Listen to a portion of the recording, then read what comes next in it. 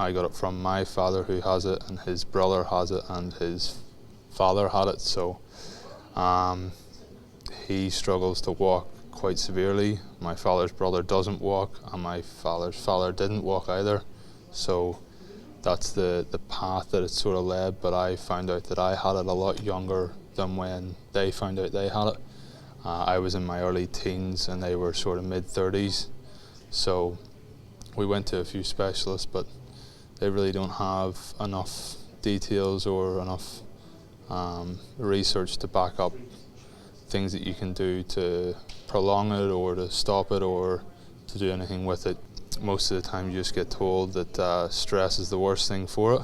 That's what's going to affect you the most, and just continue living your life and pretend like it's not there and let it take its course, I suppose. It is something that, you know, I try just not to think about, honestly, you know, because that then creates the stress of, oh, what if, and, you know, what's down the track and that sort of thing. So yeah, I really just try not to concern myself with it too much and just go about pretending like I don't have it at all. And then when we come down and seen the setup and had a chat with Ken and the staff here, it was you know, it was a real it was clear from then that this was definitely the way, or something that we wanted to try and give a go, because it was something that we had not tapped into at all with all the other specialists that we had seen up to this date. So it was something that was very intriguing.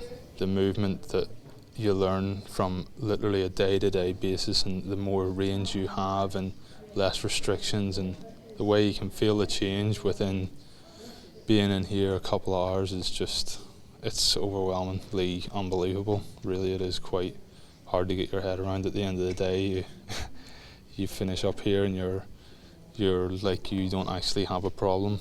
That's something that I'm probably still trying to process each hour of each day, because I've had this for so long now, and to have only been here for a couple of days and to have that feeling like there's no longer nothing actually to feel is pretty crazy. Each day, as I said, it just becomes more apparent that you're not weak in your legs, there's not as much restriction, they're lighter, they're more mobile, they don't actually feel like there's any sort of restraint holding them back at all anymore, and that's only 3 days in. It's a very big thing. HSP is quite a severe condition, and there's more and more people getting diagnosed with it every day or every year, and they have had no breakthroughs in that at all. So this is, yeah, it's pretty hard to get your head around that you could be the first person of only knows how many thousands or hundreds of thousands that have it. That's another thing to try and get your head around, that you could be the first person to actually get rid of a disorder that was told to you that you were going to have for the rest of your life, and so many people are told that. Is quite, you know, exciting.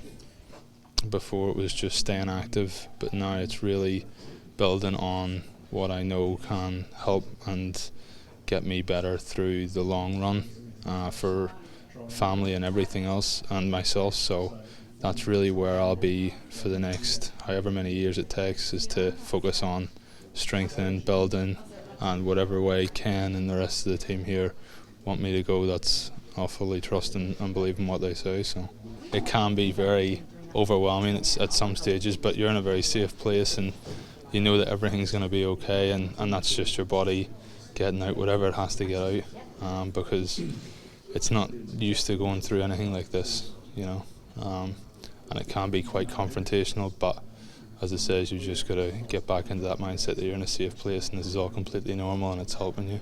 It is possible to get out of your mind frame that you've been told for how long that this isn't curable or this isn't changeable, because it is. I can tell you it is 100% changeable.